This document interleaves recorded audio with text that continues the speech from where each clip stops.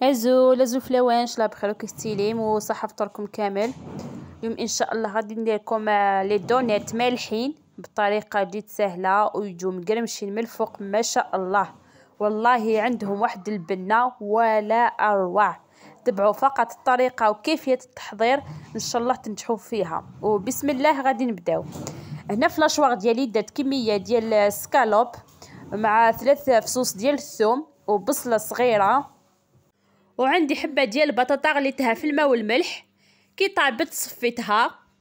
عندي حبه بيض، عندي الملح، عندي شويه فلفل كحل، شويه كمون وشويه ديال العكري الحلو. ندير كلشي في لاشواغ. ندير هذيك الحبه ديال البطاطا اللي غليناها في الماء والملح، ندير حبه بيض، ندير الملح، ندير شويه كمون، شويه فلفل كحل وشويه ديال الفلفل العكري الحلو. نسيت ما قلت لكمش انا درت حوالي 2 معالق كبار ديال لا شابلور. بهذه الطريقه ندير كلشي في لاشواغ ونرحيه ونتحصل على هذا القوام ونديرو في لابوش. وفي السنيوه ديالي ندير ورق الطهي ونشكل لي دونات ديالي بهذه الطريقه. نتوما اللي تتحكموا فيها كبيره ولا صغيره ولا متوسطه، لكم الاختيار. وندخلهم للكونجيلاتور المجمد باش يحكموا روحهم، يشدوا روحهم مليح باش يساعدوني في الخدمه.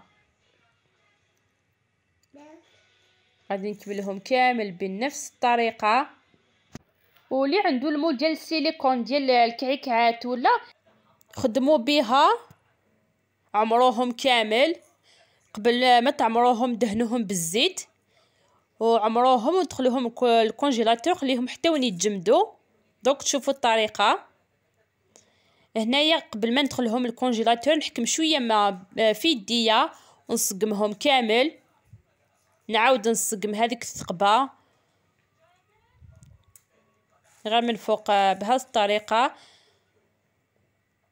معليش ما راهمش مصقمين، كي نديروا لا شابلور كامل يجوني هايلين. ندير هذيك الثقبه نصقمها. ودرك تشوفوا الطريقه كي نخرجهم من الكونجيلاتور. هايليك لي دونيت ديالي راهم تجمدوا. هنا في الاناء ديالي درت 2 حبات ديال البيض وعندي لا شابلور. هذاك البيض ديروه رشه خفيفه ديال الملح. اذا بغيتو تبلوه ديروا شويه فلفل كحل، شويه كمون، لكم الاختيار. شفتوا لي دونيت كيفاش راهم حاكمين روحهم. هنا غادي يساعدوني مليح في الخدمه. نديرهم في لا شابلور، نكرر العمليه مرتين باش تجيني الطبقه الفوقانيه تجيني مقرمشه وتجيني محمره. الله الله، خاصه تجي مقرمشه.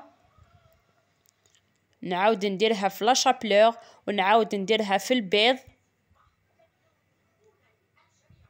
لازم العمليه تكون سريعه باش ما يذوبوش هذوك.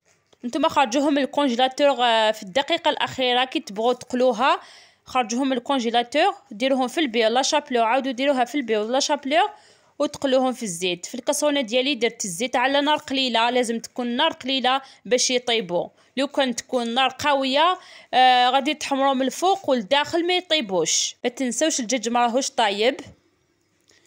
هاوليك بعد ما طابوا انا طيبت قسمه ناكلو برك والباقي عاود حطيته في الكونجيلاتور. غدوه ان شاء الله غادي نطيبهم.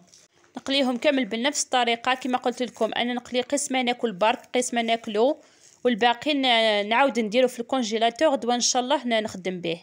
ان شاء الله جربوها وتعجبكم الوصفه، وما تبخلونيش باللايك والاعجاب بالفيديو، وما نطولش عليكم. على بروشين فيديو ان شاء الله. تبعوا فقط الطريقه والمرحله وتنجحوا فيها ان شاء الله.